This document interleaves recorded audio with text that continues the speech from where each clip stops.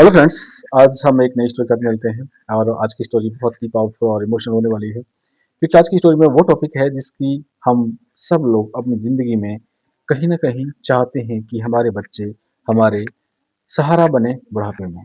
But हम बच्चों के लिए सब कुछ कर रहे हैं और उनको करियर में इतना आगे बढ़ा देते हैं, इतना आगे बढ़ा देते हैं कि वो पीछे वापस नहीं आते और आप बुढ़ापे में अकेले रह जाते हैं, आपका सहारा नहीं बन पाते। कहानी कुछ इसी तरह है और ये कहानी एक पुणे की है। इस कहानी से पहले आपने भी देखा होंगे बहुत सारी कहानी आपने अखबारों में सुनी होंगी कि बहुत सारे केस ऐसे हुए हैं कि लास्ट मोमेंट पे जिन्हें सहारा चाहिए था अपने बच्चों का वो बच्चे विदेश में थे और लास्ट मोमेंट का सहारा ना बन सके। ये कहानी का टॉपिक रहेगा प्रीपेड और ये कहानी एक पुणे की घटना है। आइए जानते हैं कहानी किस तरह है। पुणे के बड़ी शमशान घाट में दोपहर के 3 बजे थे। रोहन उम्र लगभग 35 वर्ष जो अमेरिका की एक बड़ी सॉफ्टवेयर कंपनी में वाइस प्रेसिडेंट था। अभी अभी फ्लैट से उतरकर सीधे शमशान घाट पहुंचा था। उसके पिता सदाशिव राय उम्र लगभग 75 वर्ष कल रात गुजर गए थे। रोहन के हाथ में महंगा लैपटॉप बैग था और आंखों पर रिबेन का चश्मा। उसे पसीना आ रहा था और वो बार बार घड़ी देखकर वहां मोक्ष इवेंट मैनेजमेंट अंतिम संस्कार करने वाली एजेंसी का कर्मचारी सुमित खड़ा था। सुमित ने सारी तैयारी कर रखी थी। लकड़ी सजा दी थी, पंडित बुला लिया था और सदाशिव राय के पार्थिव शरीर को स्नान कराकर तैयार रखा था। रोहन आया। उसने पिता के चेहरे की ओर एक नजर डाली। आंखों से एक दो आंसू निकल आए। उसने सुमित से पूछा, मिस्टर सुमित, सब तैयार है ना? मुझे 6 बजे की रिटर्न फ्लाइट पकड़नी है। कल मेरी बहुत जरूरी मीटिंग है। प्लीज जल्दी कराइए।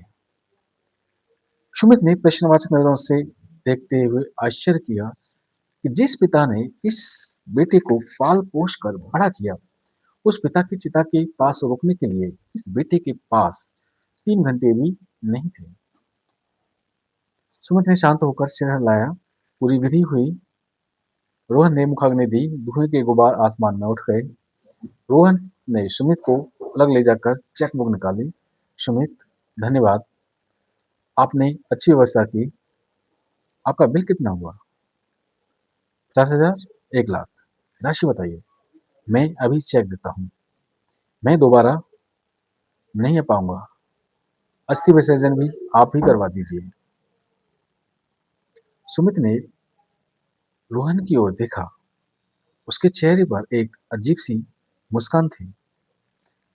उसने जेब से एक पुरानी फाइल निकाली और रोहन के हाथ में दी। साहब, बिल देने की जरूरत नहीं है। आपका बिल पेड है। रोहन चौंक गया। और पेड है? किसने भरा मेरा पैसा? मेरे चाचा ने? सुमित बोला, नहीं साहब, 5 साल पहले सदस्य राय जी, आपके पिता, हमारे पास ऑफिस में आए थे। वे बहुत बीमार थे, ठीक से चल भी नहीं पा रहे थे। उन्होंने मुझसे पूछा था, आपका पैकेज क्या है? मेरे बेटे को तकलीफ ना हो, सब इंतजाम कर देंगे ना? हमने उन्हें पैकेज बताया। उन्होंने उसी दिन 50,000 रुपये एडवांस जमा कर दिए थे और यह चिट्ठी मुझे देकर कहा था, मेरा बेटा आए तो उसे यह दे देना और अगर वो ना आए सके तो आप ही मेरा अंतिम संस्कार कर देना। सुमित ने वो चिट्ठी रोहन को दी। रोहन ने कांपते हाथों से चिट्ठी खोली। उसमें सदाशिव राय के कांपते अक्षर में लिखा था, प्रिय रोहन, बेटा, मुझे पता है तुम बहुत व्यस्त हो। अमेरिका में तुम्हें सांस लेने की भी फुर्सत नहीं होती। मुझे मालूम है कि मेरी मृत्यु की खबर सुनकर तुम्हें चिंता होगी। छुट्टी मिलेगी या नहीं मिलेगी, टिकट मिलेगा या नहीं, मीटिंग का क्या होगा, ये सवाल तुम्हारे मन में आएंगे। बेटा, तुम्हारा समय और तुम्हारा करियर बहुत महत्वपूर्ण है। मैंने तुम्हें इसलिए पाला है कि तुम दुनिया जीत सको। एक बूढ़े की लाश के लिए तुम अपना नुकसान मत करना। इसलिए मैं अपनी मृत्यु की व्यवस्था पहले ही कर दी है। एजेंसी को पैसे दे दिए हैं, वे सब कर देंगे। तुम आ सको तो अच्छा है, ना आ सको तो भी मुझे कोई शिकायत नहीं होगी। बस एक विनती है, जब मैं तुम्हें बचपन में स्कूल छोड़ने जाता था, तो तुम्हारा हाथ कभी नहीं छोड़ा था। आज जब तुम मुझे अग्नि दो, तो तुम्हारा हाथ कांपना नहीं चाहिए। जल्दी वापस चले जाना। तुम्हारी पत्नी इंतजार कर रही होगी। तुम्हारा पापा। चिट्ठी पढ़ते ही रोहन के हाथ से चेकबुक कीचड़ में गिर गई।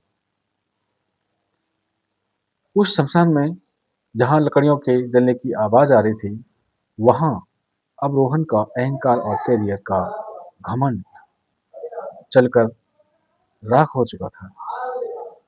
वह घुटनों के बल बैठ गया, चिल्लाया, पापा, मुझे माफ कर दीजिए। उसने सुमित के पैर पकड़ लिए। सुमित, मुझे अमेरिका नहीं जाना। मुझे अपने पापा के साथ रहना है। मैंने करोड़ों रुपए कमाए, पर मैं तो असली भिखारी निकला। मेरे पापा ने मरते समय भी मेरी मिट्टी की चिंता की, और मैं उनके अंतिम दर्शन का भी हिसाब लगा रहा था। उस दिन रोहन फ्लाइट नहीं पकड़ सका। वह वहीं जल्दी चर्रा के सामने रात भर बैठा रहा, क्योंकि अब उसे समझ आ गया था, प्रीपेड सिर्फ सिम कार्ड हो सकता है, पिता का प्रेम नहीं। पिता का प्रेम अनलिमिटेड होता है, और उसकी कीमत दुनिया की कोई भी करेंसी नहीं चुका सकती। आप इस दुनिया में कितने भी बड़े बन जाएं, कितना भी पैसा कमा लें, लेकिन जिन माता पिता के ने आपका बचपन संवारा है, उनके अंतिम सफर में साथ देने से कभी पीछे मत हटिए। एजेंसी अंतिम संस्कार कर सकती हैं, लेकिन आंसू के लेकिन आंसू एजेंसी के नहीं होते हैं, वे अपने खून के रिश्तों से ही बने होते हैं। फादर्स डे केवल एक दिन का नहीं होता है। हम आज उन रिवाजों को पूरा करते हैं। फादर्स डे पर पिता की तस्वीर लगा ली, स्टेटस पे लगा दिया, और हम सोचते हैं कि हमने फादर्स डे आज पापा को खुश कर दिया। पापा एक दिन के में खुश नहीं होते हैं। फादर्स डे डेली होता है। अगर आप रिमेम्बर करें कि उनका कर्ज हम कभी नहीं चुका सकते।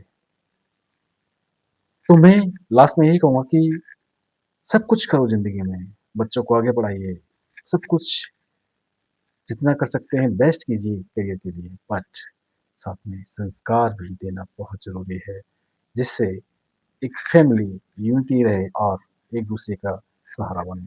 Thank you so much.